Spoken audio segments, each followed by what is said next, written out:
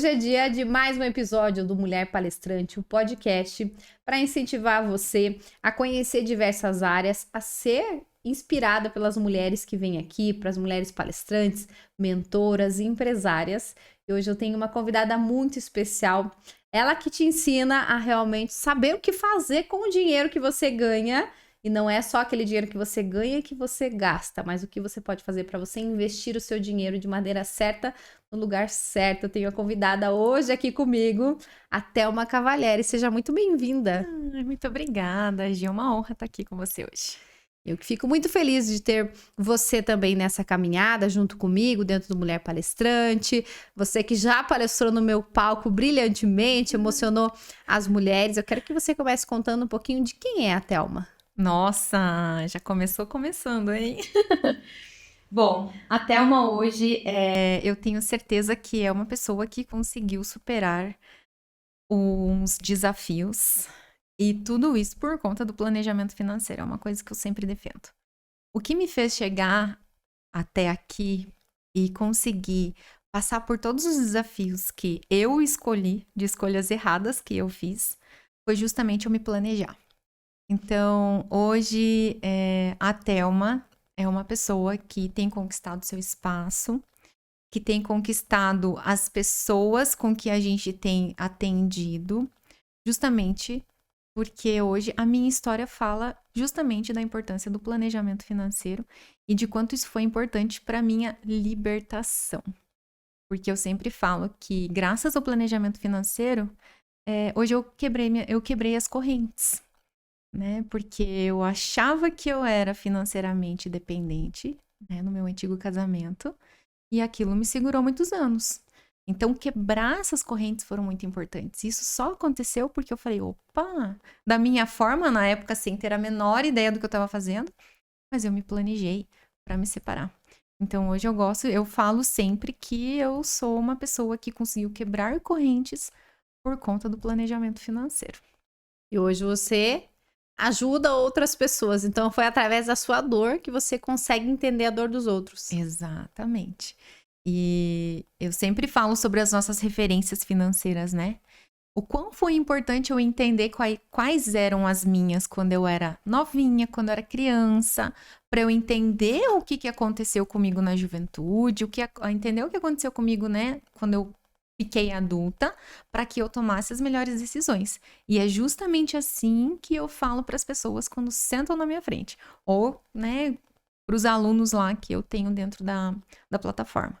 Né? A gente precisa se conhecer, a gente precisa entender quem a gente é, porque o dinheiro está totalmente relacionado às emoções. Eu sempre falo, planejamento não é sobre dinheiro, mas é sobre emoções. Se a gente está feliz, a gente gasta. Se a gente está triste, a gente gasta. Então, está totalmente relacionado a isso. E é exatamente assim que eu trago o planejamento financeiro para as pessoas. E como conseguir, então, equilibrar essas emoções? Porque o dinheiro é muito importante. Mas eu sempre escuto muita gente falando, e com certeza você também traz muito isso. Que muita gente fala que tem as suas crenças do que era o dinheiro, do que os pais falavam, tem muito isso. E aí, quando elas não se sentem capazes e que precisam daquilo ali, entender que elas merecem, elas não conseguem equilibrar. Isso mesmo. A gente precisa ressignificar tudo isso, né? Então, por exemplo, vou usar o meu exemplo que eu acho que vai ficar mais fácil. Eu cresci vendo meu pai guardar dinheiro. Ótimo, essa foi uma referência. Só que quando eu tinha 9 anos, que minha mãe, né, se juntou lá, teve a união lá com o meu padrasto, eu vi ele gastar tudo que ele ganhava. O que ficou mais fresco na minha memória foi justamente isso. Então, tudo que eu ganho, eu gasto. Eu cresci na minha adolescência vendo isso. A primeira coisa que eu fiz com o meu salário foi o quê? Passar na Renner e torrar tudo que eu ganhei. Porque foi assim que eu aprendi. Então, eu preciso ressignificar isso. Então, a gente vai trabalhando com as pessoas o ressignificar. É como se... Não tem como a gente apagar o que a gente aprendeu. Então, a gente precisa dar um novo sentido, né? E quando as pessoas chegam para mim e falam assim, tá, mas você vai fazer meu planejamento financeiro e vai cortar tudo que eu gasto? Falei, não, você vai agora ter liberdade financeira. Porque agora você vai saber exatamente no que você pode gastar e de que forma que você pode gastar com responsabilidade. Porque quando você está abrindo mão de alguma coisa no presente, no agora, e pensando lá na frente, você não está deixando de fazer algo, ou cortando, ou se limitando. É porque você está pensando em você do futuro. Você está pensando e programando algo para você lá na frente. E, gente, isso é muito importante, porque lá na frente vai chegar, né? Eu já escutei assim, mas e se eu morrer? Aí eu devolvo a pergunta, e se você não morrer? Como que vai ser? A única certeza que a gente tem na vida é que a gente vai morrer. Mas a segunda única certeza é que a gente não tem data para isso acontecer. Então, isso precisa começar agora. Se você morrer, que bom, você deixou algo para seus filhos. Olha que coisa legal. Não é mesmo? E é uma... eu penso que é um pensamento, realmente, que eu também, quando você foi falando, eu fui tentando lembrar de como foi a minha infância, quando você foi contando da sua, e pensar o que a gente ensina e educa para os nossos filhos. Nossa, isso é muito importante. Porque você veja, querendo ou não, é o legado que você deixa. Né? Se eu aprendi, se eu cresci com uma educação financeira que não me levou aonde eu deveria estar e eu precisei ressignificar tudo isso, nada mais justo que eu passe isso para os meus filhos, né? Hoje o Anthony, por exemplo, com 16 anos que ele começou a trabalhar, ele já começou a montar a carteira de investimento de longo prazo. Você vai tirar, sim, R$100 todo mês. E isso vai virando uma rotina. Porque isso acaba virando, mãe, preciso esse mês sobrou um pouco mais, mas o que a gente vai fazer? Então a gente vai fazer isso. Pronto, já deixei o meu legado.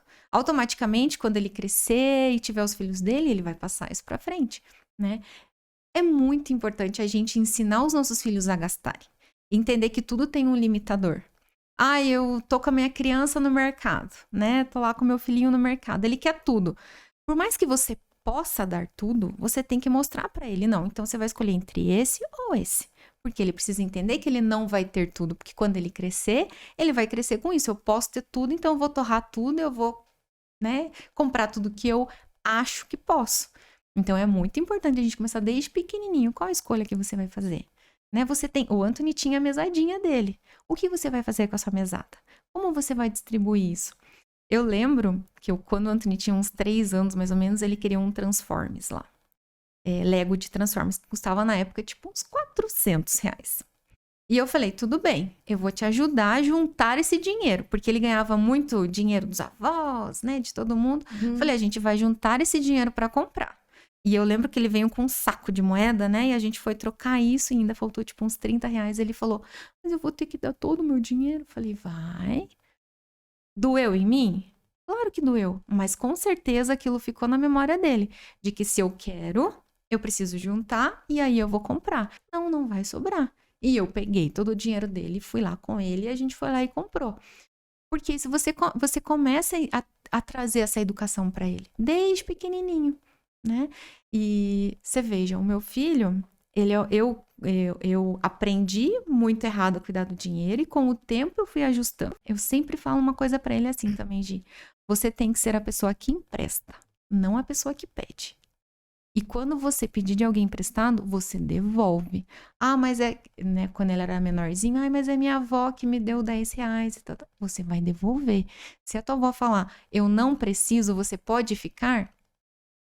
Por quê? Porque você está trazendo o senso de responsabilidade. Se você pegou emprestado, você devolve, né? Então, desde pequenininho a gente tem que trazendo isso para eles.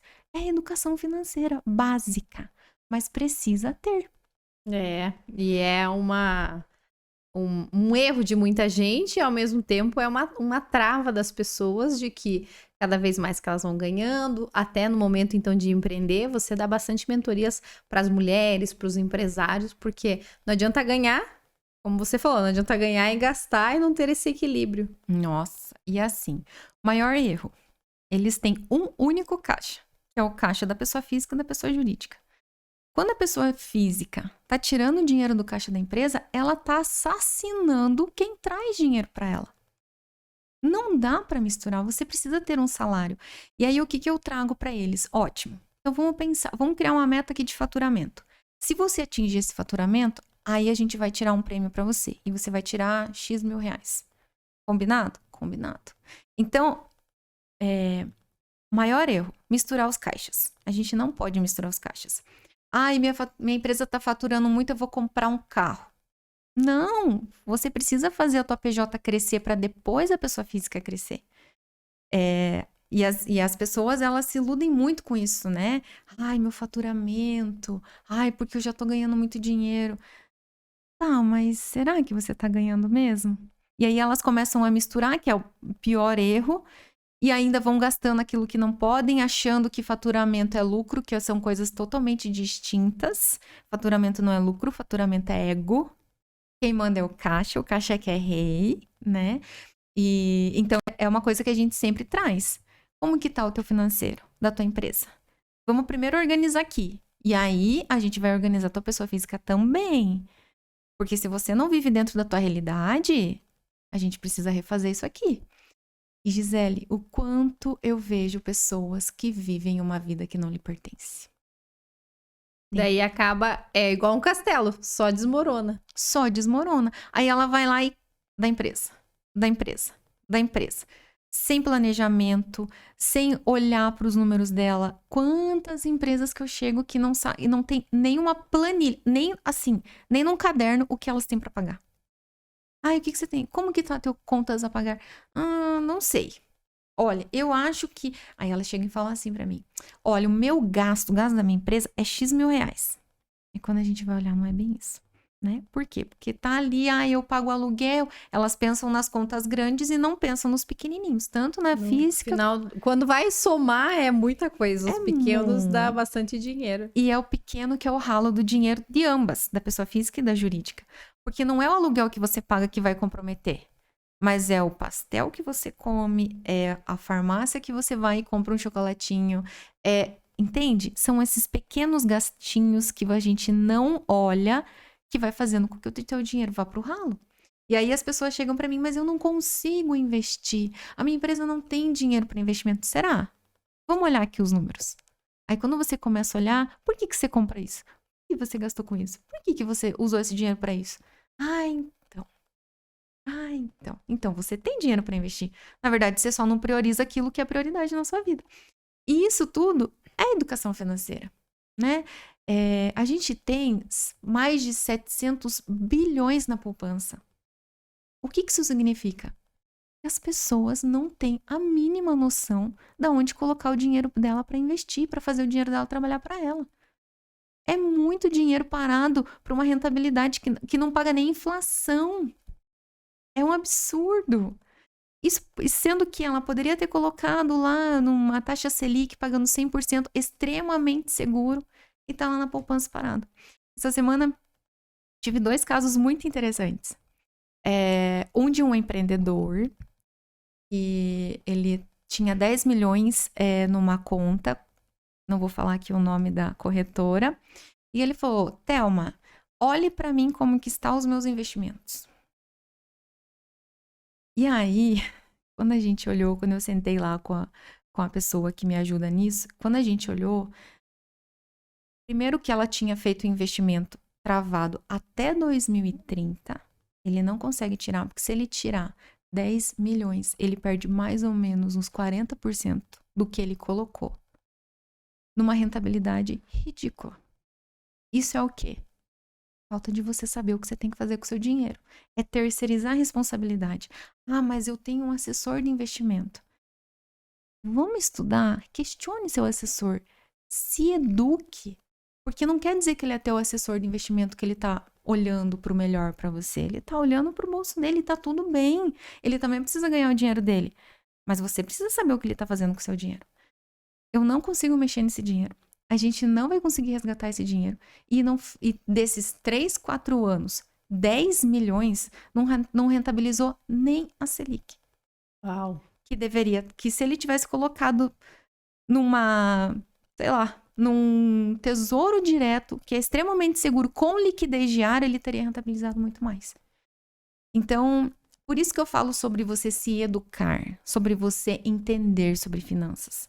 Porque se você terceiriza e você nem sabe, você tá jogando o teu dinheiro na mão do outro, e aí quando você vai ver, mas o cara, mas isso, pois é, mas cadê a tua responsabilidade de entender o que ele tava fazendo? Você precisa saber o que ele tá fazendo com o seu dinheiro, né? E o outro caso é de um cliente que chegou para mim e falou, então, tenho 180 mil reais na conta corrente. Eu falei, por quê? Ai, porque eu não sei o que fazer com esse dinheiro e tal. Falei, então vamos colocar esse dinheiro pra... Você precisa usar? Ele precisa ser capital de giro pra você? Não, não precisa. Falei, então vamos deixar um capital de giro, vamos colocar uma reserva de emergência e vamos investir o resto. Porque se você não precisa, por que ele tá aqui parado? Porque não tem educação financeira, né? Então, quando a gente fala em educação financeira, quando a gente fala em planejamento financeiro, as pessoas só acham assim, mas eu não sou endividado. Esse é o básico.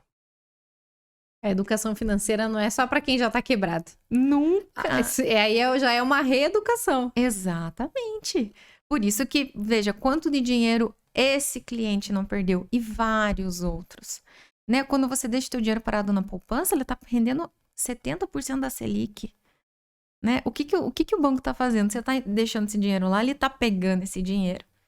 Está, né, vendendo dinheiro através de empréstimo com 5, 6%. Enquanto você está lá ganhando nada. Então, a gente precisa se educar financeiramente. Eu preciso entender o que eu posso fazer para o meu dinheiro trabalhar para mim. O que eu posso fazer para o meu dinheiro render mais. Ah, mas daí eu vou prender meu dinheiro. Não precisa. A gente tem uma taxa Selic altíssima. Aproveita que tem aqui é alto. Né? Por que tanta gente de fora investe em renda fixa aqui no Brasil? Porque a taxa é alta. Compensa muito mais do que, por exemplo, lá nos Estados Unidos, eu fazer uma renda fixa. Lá não compensa, porque a taxa é mais baixa, então eles investem tudo aqui, né? Então, é muita coisa quando a gente fala de planejamento financeiro, sabe? É sucessão patrimonial. Será que... E se eu morrer amanhã, como vai ficar meus filhos? Ninguém pensa nisso. Né? E como que vai ficar a questão de inventário e tudo mais, né? Gente, a gente precisa pensar nisso. Porque quanto mais organizado a gente deixa, menos a nossa sucessão, menos quem vai ficar, vai sofrer. Isso faz parte do planejamento financeiro, né? Montar uma holding, colocar a tua empresa dentro de uma holding, é planejamento financeiro. Então, é tanta coisa, Gi, que as pessoas acham que é só pagar conta em dia. E vai para muito além disso. E como que você contou um pouco aqui de como que você começou a trabalhar mais nessa questão da parte financeira. Mas você foi se especializando e gostando cada vez mais de ajudar as pessoas para que você conseguisse entender que você poderia ser uma mentora? Foi muito engraçado. Foi o caminho. Então, foi muito engraçado, porque eu desde os 19 anos eu trabalho com finanças empresariais, né? Então, sempre trabalhei com isso.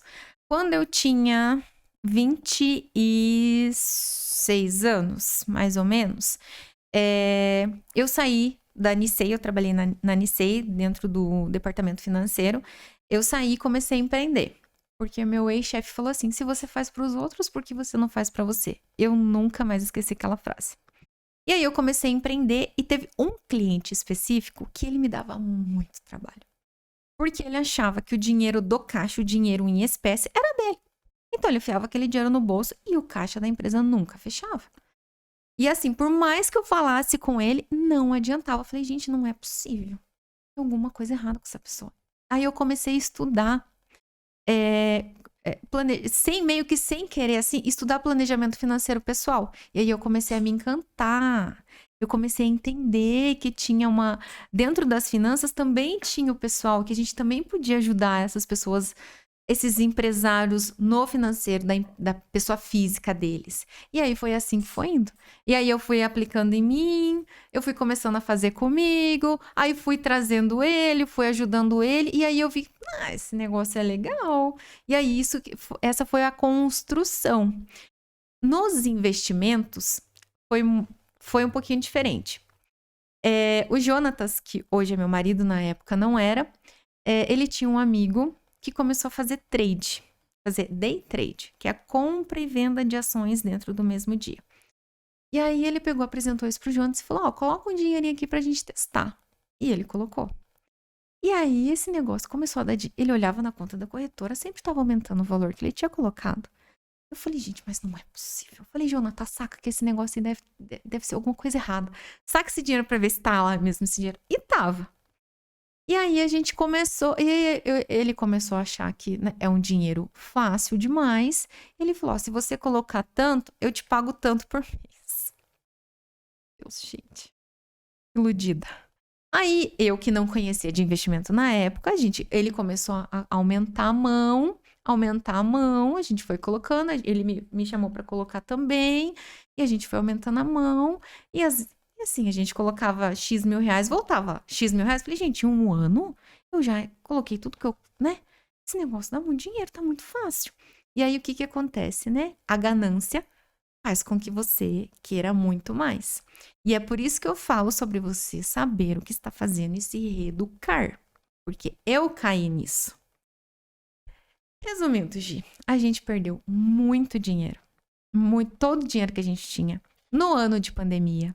Então, a gente que já estava com uma vida financeira mais tranquila, que estava com um carro mais tranquilo, o Jonathan estava com uma moto bacana, a gente estava se reestruturando para casar, juntando dinheiro para comprar apartamento. Foi tudo no ano de pandemia. Então, ele teve que vender a moto. Porque daí, o que a gente fez? A gente começou a chamar as pessoas para também entrar. Porque, não, olha, vou te falar. Você, eu tô duro, não sei o quê. Eu falei, vou te dar uma dica. Fala com essa pessoa aqui, que você vai colocar um dinheiro lá e vai voltar pra você. Gente, na maior da inocência. Obviamente que a gente não fez isso porque a gente queria. E aí, deu ruim pra nós e deu ruim pra todo mundo. Pra que a gente... O Jonatas, ele começou a ter crises de ansiedade por conta disso. Porque, como foi ele que convidou essas pessoas, ele se sentia na responsabilidade de fazer algo por elas. Sim. E aí foi quando a gente vendeu o carro e a moto e devolveu todo o dinheiro pra esse pessoal. Num ano de pandemia. Então, a gente viveu com, assim, eu costumo dizer que parecia que a gente era 2 adolescentes. A gente começou a nossa vida toda de novo. E foi aí que eu falei, e aí foi quando a gente, em uma conversa, a gente falou, nunca mais ninguém engana a gente nos investimentos. E aí a gente começou a estudar investimentos, eu fui fazer estágio na corretora, fui entender como funcionava, conversei com várias pessoas, comecei a estudar mais sobre o assunto, ele também. E aí a gente aprendeu. Educação financeira é a base para tudo que a gente for fazer. A educação liberta, na verdade, né? Então, é o que a gente... Foi assim que a gente aprendeu sobre investimentos e planejamento financeiro pessoal foi por conta desse meu cliente. E aí eu comecei a me encantar, porque quando você começa a ver o resultado das pessoas, o teu resultado e o resultado das pessoas, você fala, gente, isso aqui muda a vida.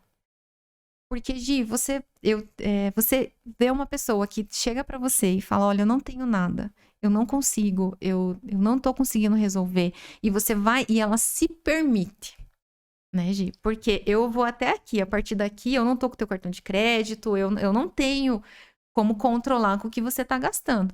E ela começa a fazer as coisas conforme a gente vai indicando e ela vai crescendo. É muito gratificante. E elas chegam e falam, gente... O financeiro mudou a minha história, mudou a minha vida, mudou tudo que eu pensava sobre dinheiro. E aí elas falam, realmente, agora eu tenho liberdade financeira. Então, nossa, eu sou apaixonada por planejamento financeiro pessoal. Amo, só que o meu xodózinho é a PJ, confesso. Mas uma coisa tá ligada com a outra, não tem como excluir um ou outro, né?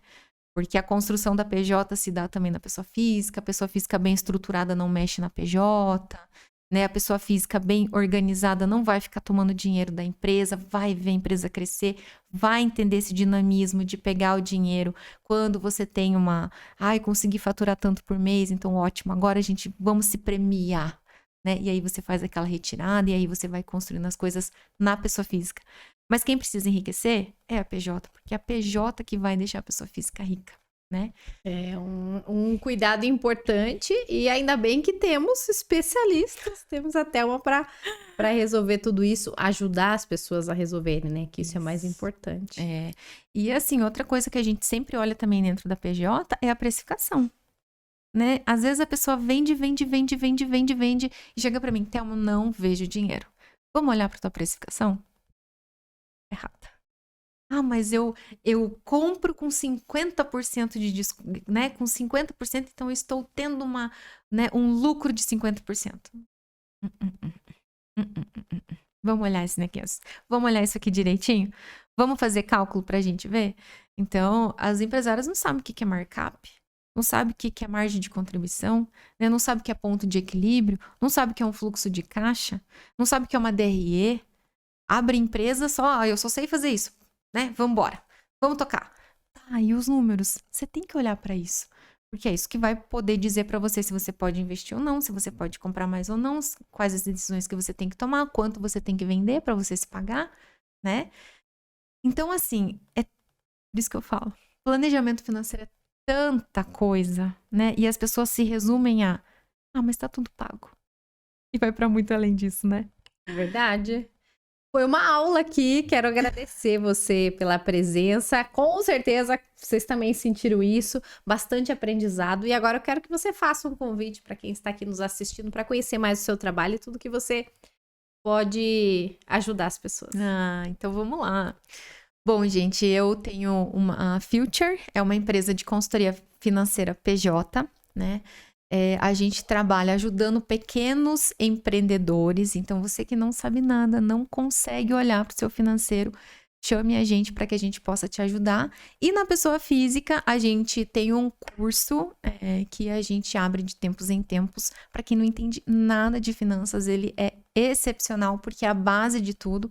E para quem já está aí querendo investir, não sabe muito bem qual direcionamento tomar com o seu dinheiro, aí você pode chamar a gente para uma consultoria individual que a gente vai ajudar você aí a alavancar o seu negócio, a alavancar a sua vida pessoal, a pensar na sua aposentadoria e ter independência financeira. Muito bem, muito bom. Obrigada pela sua presença aqui. Obrigada. Sempre ensinando muito. Deus abençoe a sua vida. Amém. Igualmente, Gi. Obrigada. E a todos vocês, então, se tiverem mais dúvidas, assiste de novo esse capítulo aqui, esse episódio, e entre em contato com a Thelma, conheça o trabalho dela, mas o mais importante é pensar em você e nos resultados que você pode conquistar tendo esse equilíbrio financeiro. Até o próximo episódio. Tchau, tchau.